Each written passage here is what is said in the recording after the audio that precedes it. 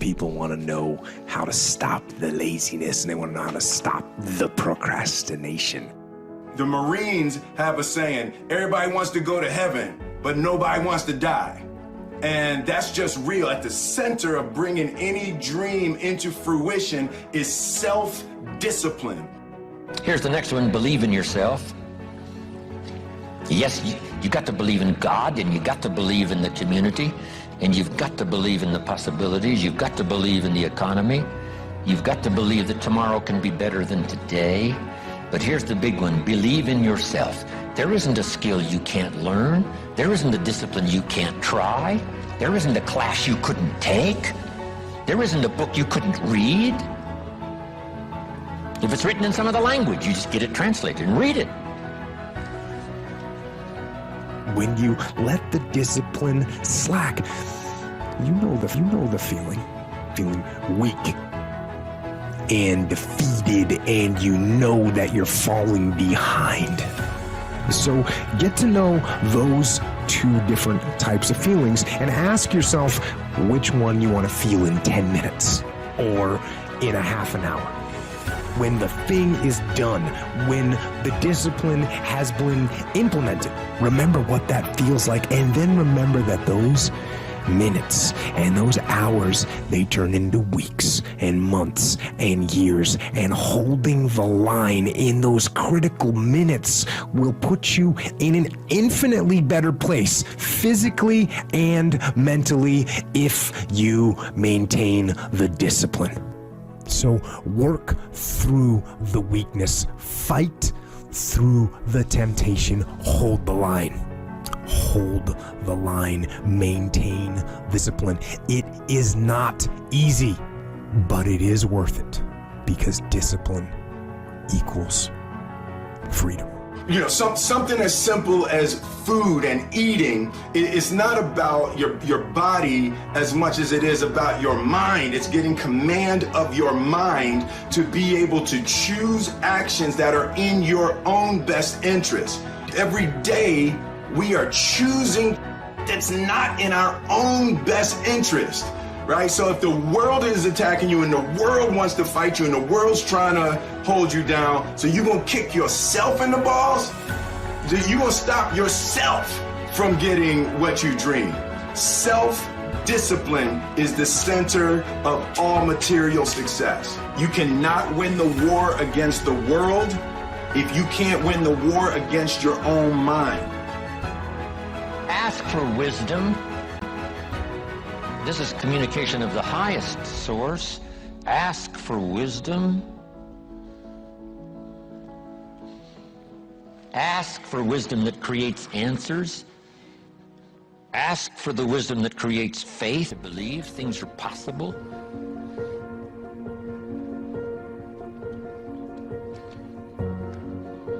In King Solomon's day, there was the dilemma of two mothers who claimed the same baby. And the question was, whose baby is this? This mother says, it's mine. The other mother says, no, it's mine. Solomon said, bring me the baby. They brought him the baby, and he raised the sword. He said, I'm going to cut this baby in half and give one half to this mother and one half to this mother. And as he raised his sword, sobbingly, the real mother said, no, no, no, don't cut the baby in half. Give it to her, who was not the real. Solomon says, now I know who's the real mother. See, that is so wise. And the moment was such drama.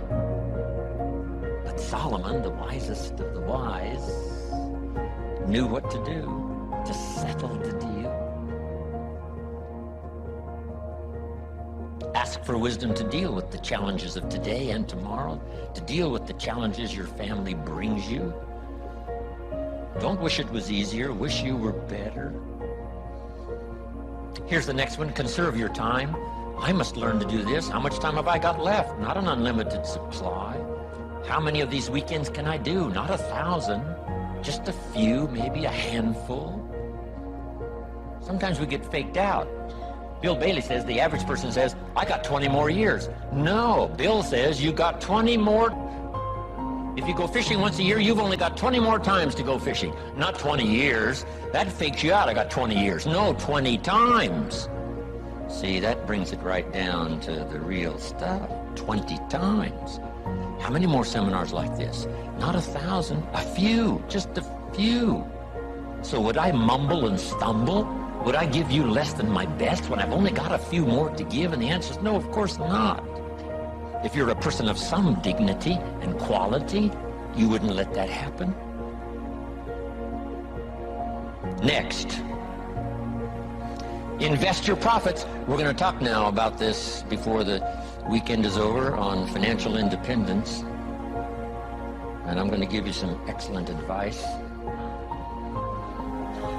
Here was one of the philosophies Mr. Schoaf gave me, along with Mary Kay. Here's what he said. Profits are better than wages.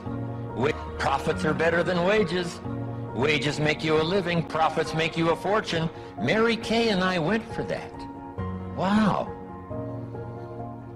Could we start earning profits while we're making a living? The answer is yes. I went berserk. Here's one now, protect your family. These are troublesome times. Not that they haven't been troublesome times for 6,000 years. At school, troublesome times. I know a wonderful mother and a wonderful father who had 2 boys. In school, they went 2 different directions, and one became a model citizen and the other one went to jail. Wow. Protect your family as best you can from the hidden dangers, the lurking evil one. Here's the next one, live with intensity. You might as well turn it up a notch or 2 after this weekend. Why not? Invest more of you in whatever you do. Be a little stronger, be a little wiser, step up your vitality, contribution. Put everything you've got into everything you do, and then ask for more vitality and more strength and more vigor, more heart, more soul. Next, find your place. This one now is so important. If you just work on a job, find the best place where you can serve well. And sure enough, they'll ask you to occupy a better place. And if you keep doing the job well, the guy says, well, if I had a better job, I'd really pour it on. But I got this lousy job, so I just goof off. See, that's the philosophy of disaster. So you've got a lousy job. Do the very best you can. That's your best way out. It's not to do less than you could, but to do the best you can. With that philosophy, your life can take great leaps forward. Here's a Bible phrase that says, if you work on your gifts, they will make room for you. They'll make a place for you. Here's the next one. Demand integrity from yourself. You can't demand integrity from someone else. Integrity is like loyalty. You can't demand it of someone else. You can only demand it of yourself. Be the best example of loyalty, and you'll get some loyal followers. Be the best example of integrity, and you'll have people surround you that have integrity. Lead the way. Next, welcome the disciplines. Can't give you much better advice than that, because disciplines create the reality. Disciplines build bridges, build cities. Disciplines. A well-disciplined activity creates abundance, creates uniqueness, productivity.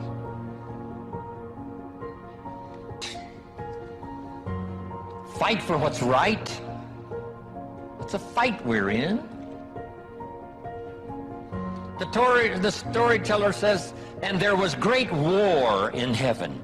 Wow, you mean way back there? Yes. 1/3 of the angels conspired. I asked Bill Bailey, how long do you suppose it took 1/3 of these angels to get together? Did they conduct meetings? I don't know. Bailey says the storyteller doesn't say. I said, then we're supposed to use our imagination.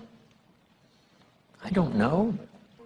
It does say finally the great war occurred, and the 2/3 prevailed and the 1/3 lost.